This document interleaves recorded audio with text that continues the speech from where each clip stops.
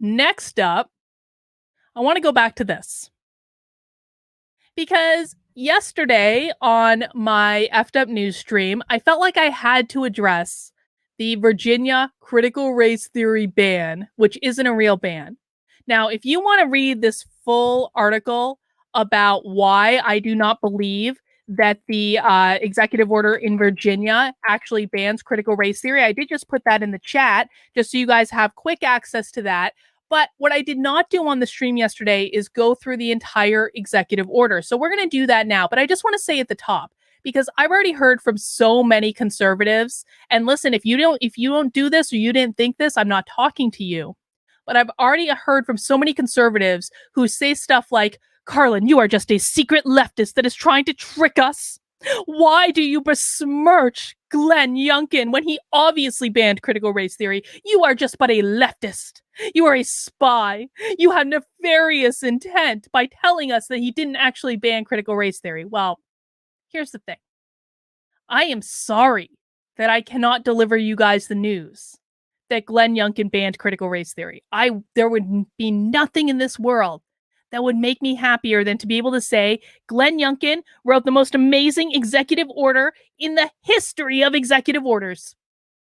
But the fact of the matter is that he didn't. He didn't, or his team didn't, because of course Glenn Youngkin didn't write this executive order. Someone on his team did, probably his attorney general, who didn't know what he was talking about.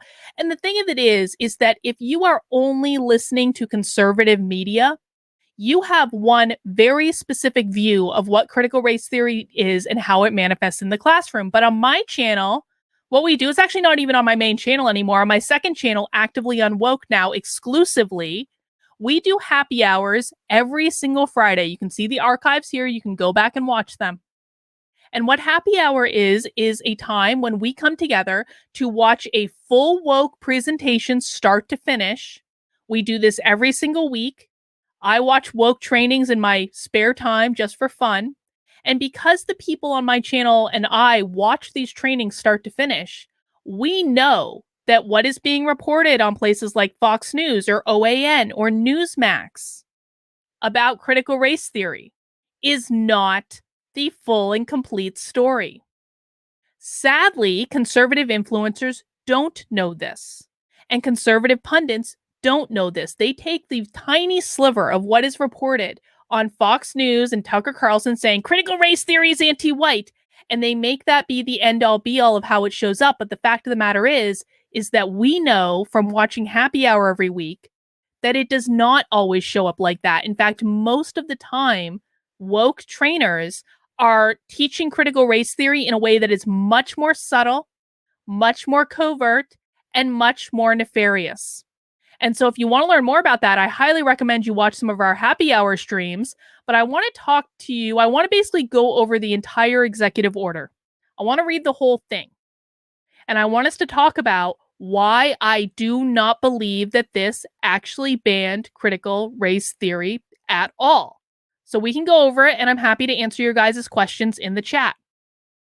Executive Order Number 1, ending the use of inherently divisive concepts, including critical race theory, and restoring excellence in K through 12 public education in the Commonwealth. Let me see if I can make this a little bit bigger for you guys to be able to see. There, it gets bigger, but can we fit it on the screen is probably the most important question. Oh, that actually fits. Okay, perfect.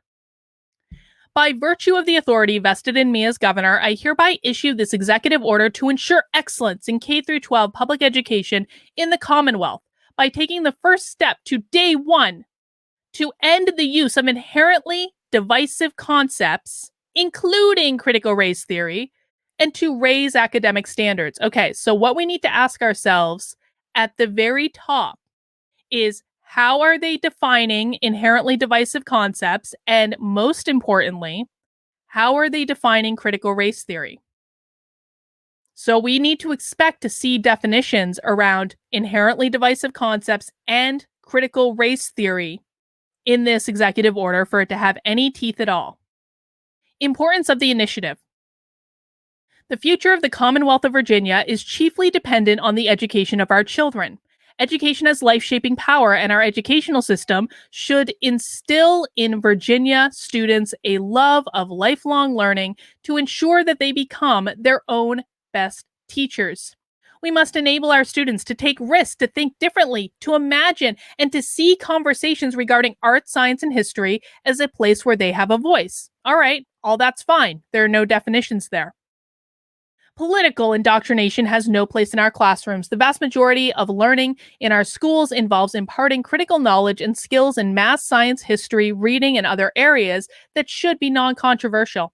Inherently divisive concepts like critical race theory and its progeny, we don't know what its progeny is, by the way. They aren't defining that either. Instructs students to only view life through the lens of race and presumes that some students are consciously or unconsciously racist, sexist, or oppressive, and other students are victims. All right, so now we are actually starting to get some definition here. But what you're going to see is this definition does not align with the things that they banned. This denies our students the opportunity to gain important facts, core knowledge, formulate their own opinions, and to think for themselves. Our students deserve far better from their education than to be told what to think. I have no problem with that paragraph. Instead, the foundation of our educational system should be built on teaching our students how to think for themselves. Virginia must renew its commitment to teaching our children the value of freedom of thought and diversity of ideas. Brilliant. Perfect. Love it. We must equip our teachers to teach our students the entirety of our history, both the good and the bad, from the horrors of American slavery and segregation and our country's treatment of Native Americans to the triumph of America's greatest generation against the Nazi Empire, the heroic efforts of Americans in the Civil Rights Movement, and our country's defeat of the Soviet Union and the ills of communism. We must provide our students with the facts and context necessary to understand these important events. Only then will we realize Martin Luther King Jr.'s dream that our children will not be judged by the color of their skin, but by the content of their character. Again, no problem with that sentence. That's not the point. The Constitution of Virginia requires that the governor shall take care that the laws be faithfully executed. It further provides a right to be free from any governmental discrimination upon the basis of religious conviction, race, color, sex, or national origin. Critical race theory and the related concepts are teaching children to engage in the very behavior the Constitution prohibits. All right. At this point in the executive order, we have still not defined critical race theory. We still have not defined divisive concepts. What does it mean to be a divisive concept? We also haven't defined progeny. But Ethan, I know what the term progeny means, but in terms of how they've used it in this executive order, there's no definition to it. What is the progeny of critical race theory? You're talking about the progeny of a person. This said the progeny of critical race theory. What does that mean? I still have no idea. I literally have no idea what they believe the progeny of critical race theory is. There are several things it could be. It could be social emotional learning, could be culturally responsive teaching, could be any number of things, but it is on them to define it. Accordingly, pursuant to the authority vested in me as the Chief Executive Officer of the Commonwealth and pursuant to Article 5 of the Constitution and the laws of Virginia, I hereby order the following. Number 1, the Superintendent of Public Instruction shall review all policies within the Department of Education to identify those that promote inherently divisive concepts. Such policies shall be ended. We have not yet defined inherently divisive concepts. What should have happened, because a lot of people have asked me, well, Carla, what would you prefer? As though I don't have answers to this. Of course I have effing answers, please. What should have happened is before they got into the directive section, they should have had a whole section with a list of very specific definitions. Here is how we're defining divisive concepts. Here is how we're defining critical race theory. That should have been in between their introduction and their directive. If you want a list of the definitions that I would have put in here, I would refer to HB 544, the original bill that was introduced in New Hampshire, not the one that actually passed, because that's different from the original bill. The Republicans screwed up the one that actually passed. But the original bill in New Hampshire had a really good set of definitions, and that set of definitions was taken from Donald Trump's original executive order. And so that is the executive order he issued back in 2020 before the election. I want to say it was in September. I could be wrong about that. But Donald Trump's original executive order, when he was still president, that banned critical race theory in the federal government, had a long list of definitions. And that list of definitions was what they used when they originally crafted the bill HB 544 in New Hampshire. That is the list of definitions I would have used. I'm not coming with problems, guys. I am actually coming with solutions here. I don't want to hear any complaining that I haven't offered solutions. But we haven't defined inherently divisive concepts yet. Okay, number 2. The superintendent of public instruction shall immediately review all guidelines, websites, best practices, and other materials produced by the Department of Education to identify those that promote or endorse divisive or inherently racist concepts. Again, we still have yet to define divisive or inherently racist. These definitions matter. If we don't have definitions around things, we don't know what's good and we don't know what's bad. I like the fact that he's directing a review of everything the Department of Education has done. I think that's good. But what happens when you come across something you believe might be divisive and there's no definition around what divisive means?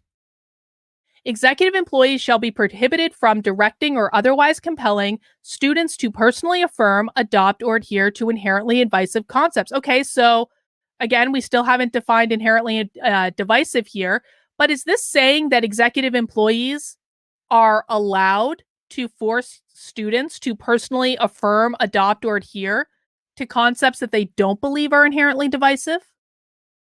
Why doesn't this just say executive employees shall be prohibited from directing or compelling students to personally affirm, adopt, or adhere to any concept?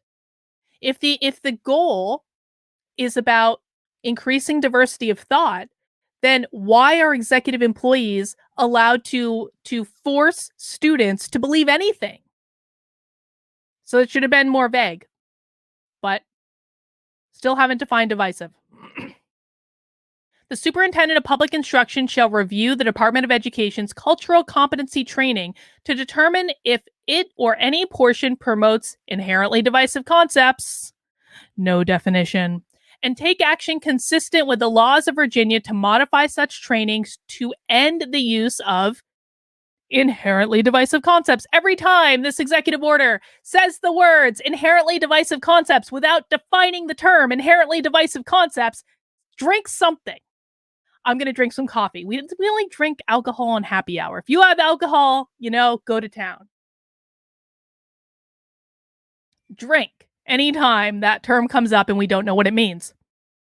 In addition, the superintendent shall make recommendations on how the Department of Education and school divisions can develop and make available to all teachers and school leaders model professional development and training so teachers and schools are prepared to engage students on important civic and historical issues in a fair and unbiased manner without imposing their personal beliefs. I'm on board with that. That's fine. No problem with that.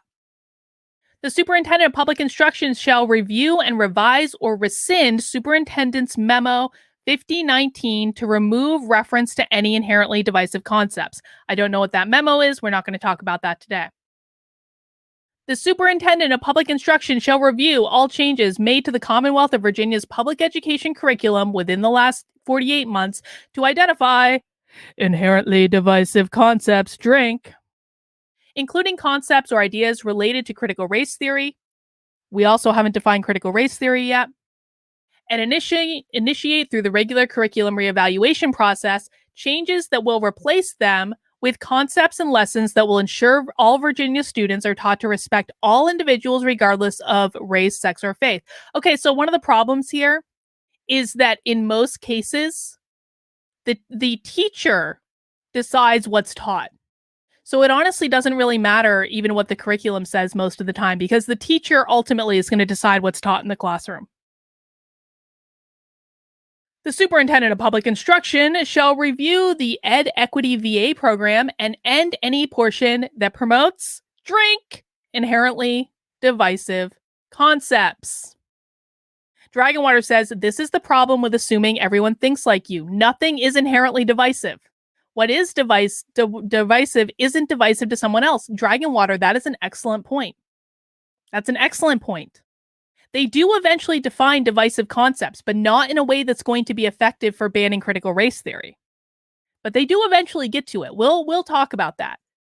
Julie, we don't know what critical race theory is in terms of this definition. We don't know how they're defining critical race theory. They never actually define critical race theory in this entire document. So we don't know if it's inherently divisive. We don't know how they're defining critical race theory. If the state of Virginia is defining critical race theory based on how Kimberly Crenshaw would define critical race theory, and Kimberly Crenshaw is one of the founders of critical race theory, if the state of Virginia is using the definition that Kimberly Crenshaw puts forward, they would not define critical race theory as being taught in public schools. They would say it's only taught in law schools. Is that how we're defining critical race theory? Then why do we need an executive order banning it from schools? Do you guys see what the problem is when you start futzing around with executive orders when you don't have clear definitions of things? It's their job to put the definitions in place. Glenn Youngkin got elected over 2 months ago. They had plenty of time to craft this executive order. They had plenty of time to do their due diligence. They didn't do it. Sorry, not sorry. They didn't do it. The Superintendent of Public Instruction shall end the Virginia Math Pathways Initiative. I don't know what that is. The Superintendent of Public Instruction shall provide a report to me and the Secretary of Education within 30 days. Any policies, there's a word missing there. Any policies, programs, training, or curricula that falls within the definition of inherently divisive concepts, they have yet to give a definition of inherently divisive concepts, and within 90 days identify necessary executive and legislative actions needed to end use of all inherently divisive concepts in public education. Drink again. The Superintendent of Public Instruction shall review and immediately end the use of any portion of any governor's school program that promotes, you guessed it, inherently divisive concepts. Drink. The Superintendent of Public Instruction shall raise standards in K-12 education and immediately take steps to A, increase the transparency and honesty of performance measures for public, elementary, and secondary schools in the Commonwealth, and ensure that such measures do not obscure or conceal disparities in performance among groups. Okay. I like the idea of transparency. I don't know how they're defining transparency. Transparency could be defined in any number of ways. I would say something is transparent if teachers were required to post their curriculum on the internet so parents could see what they're teaching. That would be transparent, but they haven't defined it. So they could just say, what teachers could say is, well, parents can ask me what I'm teaching and I can tell them. And they could say that that's enough to be transparent. Now, does that mean that teachers are telling parents the full breadth of what they're teaching? No, not necessarily. We don't know because there's no definition. Ensure the performance measures for public, elementary, and secondary schools prioritize the attainment of grade level proficiency in reading and mathematics for all students, especially in grades K through 5. Okay, great. How are we defining proficiency? By what standard? We don't know. Ensure that the Commonwealth's proficiency standards on standards of learning assessments in reading and mathematics are rigorous in comparison with assessments administered by other states and national assessments in reading. Okay, so now we're at least getting somewhere. They're like, we want to be competitive among other states. Brilliant. Perfect. There should be more definition, but at least we're starting to get somewhere. Increase the number of academic year governors' schools in the Commonwealth and maintain standards of excellence for students in all such schools.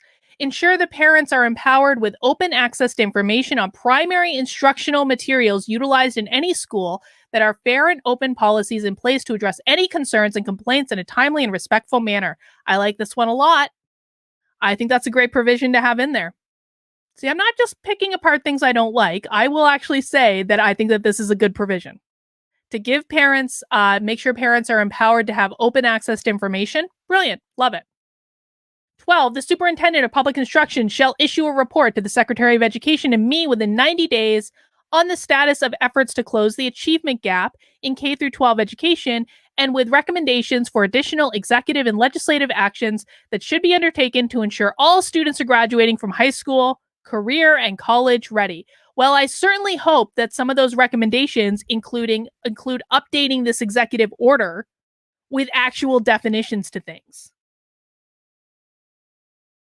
13, the Superintendent of Public Instruction shall initiate through the regular curriculum reevaluation process changes that would ensure Virginia students are given through and comprehensive education of the world, United States, and Virginia history without the influence of You guessed it. Inherently divisive concepts. Drink. Now, we actually get into a definition in the last paragraph. For the purposes of this executive order, inherently divisive concepts means advancing any idea in violation of Title IV or Title VI of the Civil Rights Act of 1964, including but not limited to the following concepts. One race, skin color, ethnicity, sex, or faith is inherently superior to another race, skin color, ethnicity, sex, or faith. Okay, I like that. An individual, by virtue of his or her race or skin color, ethnicity, sex, or faith, is racist, sexist, or oppressive, whether consciously or unconsciously. All right, I'm on board with that. An individual should be discriminated against or receive adverse treatment solely or partly because of his or her race, skin color, ethnicity, sex, or faith. Okay, on board with that. Members of one race, ethnicity, sex, or faith cannot and should not attempt to treat others as individuals without respect to race, sex, or faith. I'm on board with that. An individual's moral character is inherently determined by his or her race, skin color, ethnicity, sex, or faith. I'm on board with that. An individual, by virtue of his race, sex, skin color, ethnicity, sex, faith, bears responsibility for actions committed in the past by other members of the same race, ethnicity, sex, or faith. Got that. And meritocracy or traits such as hard work ethic are racist or sexist or were created by a particular race to oppress another race. Well, this is a really good definition of what's covered in the 1964 Civil Rights Act. What's missing? For those of you who attend my happy hours every single week on Fridays, and I know I have many of you in the chat, what is missing from this definition that we see come up again over and over and over in every single training we watch, in every single happy hour? What is missing from this definition? I'll give you guys a second to chat that in. We'll finish up this executive order because there are no other definitions. There are no other definitions. They did not define critical race theory in this entire order. They didn't define it. They didn't define it. So we don't know what critical race theory actually is. But yeah, catalyst right off the bat that America was a racist country. They can still teach in Virginia that America is a country founded on racism. What that means is that they can still teach the 1619 Project. They can still teach systemic racism, and they can still teach equity over equality. What this executive order did, and now we've read the whole thing, we've seen it from start to finish.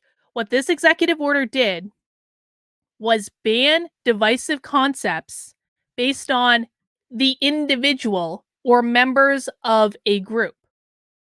But how critical race theory is taught in almost every single thing we watch, and I've seen classroom curriculum that says this, I've watched teacher trainings that say this, they teach it by teaching that America is a fundamentally racist country. And that because we are a fundamentally racist country, we need to upend the entire system. The system is racist, as Dragonwater said, capitalism. The number one enemy of critical race theory is not white people. I don't care what you hear on Fox News. It's not white people. It's capitalism. The whole point of critical race theory is to destabilize our system so they can implement their little Marxist socialist utopia. That is the point of all of this. And none of this is banned under this executive order. So I am really sorry to issue this bad news to you guys. We've now read the whole thing. We didn't do this yesterday. Yesterday I just pontificated. I showed you this article that I wrote. You can go and read this article for more information. But now we have seen from start to finish, they didn't define critical race theory and they didn't define divisive concepts adequately.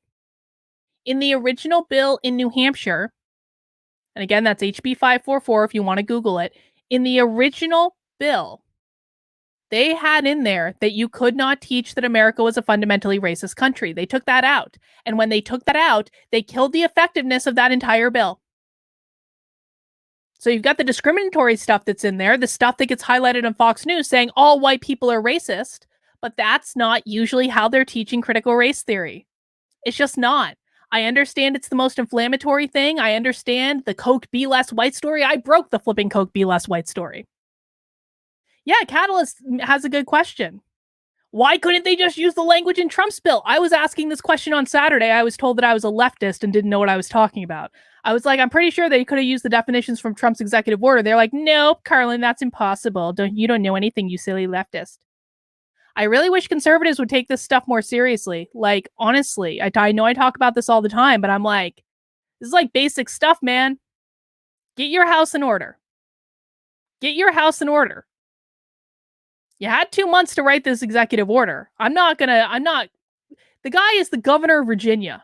I'm sorry. And what people are saying is it's like, well, Carlin, this is a good first step. This is a baby step in the right direction. It's a good first step. And I'm like, okay. Do you consider driving to the supermarket to pick up pasta a good first step to an Italian vacation because you'd both be eating pasta for dinner that night? Like, saying this is a good first step. This is not going to protect students from anything. It's literally not going to protect students from anything because it's not going to stop the way that most teachers are teaching critical race theory. I'm sorry. He needs to update it. He needs to fix it. And until that happens, Glenn Youngkin didn't ban a dang thing. What Glenn Youngkin did was a PR stunt that I'm sure will get him on Fox News at some point this week. He'll be on Tucker Carlson. He'll be looking sharp.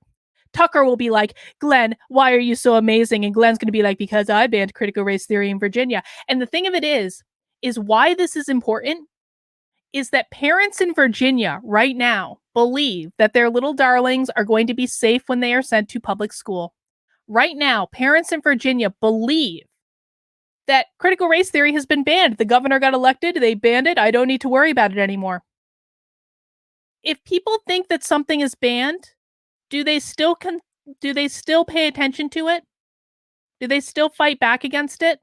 Do they still go to school board meetings? Most of those parents are never going to read this executive order that we just read. It's 4 pages long. I don't know why they wouldn't. But most of them aren't. And so they will believe that critical race theory is banned when it's not. And teachers, man, I said this on FW News yesterday, the teachers played y'all. The teachers are like, oh my God, we now have free reign to teach whatever we want to teach because they didn't really ban how we're teaching it. The teachers played y'all, man. So my recommendation is that if you live in Virginia, please contact your governor's office. Please point out to him every single thing that I pointed out to him. I don't live in Virginia, man. I ain't contacting the governor. I am a private person that lives in New Hampshire that happens to know a lot about critical race theory. There are a lot of people that governor's office are in touch with that should know every single bit of information that I just laid on you. So I'm not working with the governor's office. They can reach out to me if they want to, but I think what would be much better is if anyone who lives in Virginia wants to write into the governor's office and explain to them how they effed this up and that they should probably fix it, it's going to mean more coming from their constituents than it is coming from someone like me. It just is. They should have known this already. All the people that they probably worked with on this executive order should know this already. But they don't. I know they don't because they're convinced critical race theory is banned in New Hampshire as well. It isn't. It's still being taught in schools here. So the only thing we can do is keep bugging them until they make improvements. Naruto says, have you heard about the rebuilding of Notre Dame into a woke SJW church? Yes, I have. I think I actually covered that on FW News a while ago. Thank you, Naruto, for that. So guys, I know some of you live in Virginia. Please contact the governor's office. I mean, if you care about it. If you don't, that's fine too.